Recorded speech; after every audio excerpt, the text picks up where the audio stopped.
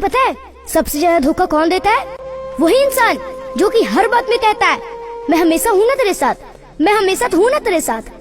मेरे भाई आजकल झूठ बोलने वाले का चेहरा बिल्कुल साफ दिखेगा और सच और कड़वा बोलने वाले का चेहरा पर कितने दाग लगे दिख जाते हैं।